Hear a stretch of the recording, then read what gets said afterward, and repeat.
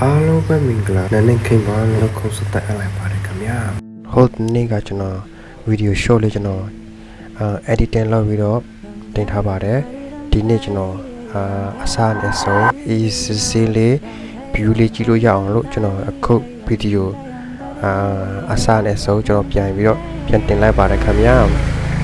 โอเคလိုက်ပါကြည့်ရှုလိုက်ပါခင်ဗျာ view ဘယ်လောက်ထိလာလဲဒီနေ့ကျွန်တော်တေပင်လေးကိုတော့ပြမှာဖြစ်ပါတယ်ကျွန်တော်ဗီဒီယိုဒီအစားနဲ့ဆုံးရက်ကူထားပါတယ်ခင်ဗျာအခုကျွန်တော်နေတဲ့မြို့ကတော့ထိုင်းနိုင်ငံတောင်ပိုင်းဖတ်တိုက်စုံခလာဟရမြို့ပါခင်ဗျာ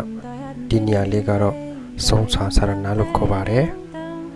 ဒီတောင်ထိပ်ကတော့ဒီဖျားတစုကတော့ဒီစုံခလာမှာအရင်နာမည်ကြီးပါတယ်ခင်ဗျာ view လည်းအရင်လာပါတယ်ဒီညလေးကညနေပိုင်းဆိုရင်အမြဲတမ်းလူပြည့်နေပါတယ်โอเคပါဒီနေ့ကျွန်တော်အရင်ကန်ကောင်းပါတယ်လို့ပြောရမယ်ခင်ဗျတိမ်ပင်လေးနဲ့ကျွန်တော်နဲ့တော်တော်လေးရှားပါတယ်ဆိုဖို့အတွက်ဒီနေ့တိမ်ပင်လေးကိုကျွန်တော်နဲ့အတူလိုက်ပါကြည့်စုခန်းစားလိုက်ပါဦးခင်ဗျကျွန်တော်ရထားတဲ့ဗီဒီယိုကနည်းနည်းတော့ကြာပါဗျာ3မိနစ်နဲ့25စက္ကန့်ဒါပေမဲ့ရင်ထဲမှာတခုခုတော့ချိန်ရင်ခဲ့မှာတော့သိချပါတယ်အရင်လာပါတယ်ပြီးတော့တခုခုကိုလွမ်းတလူလူနဲ့စိတ်ထဲမှာ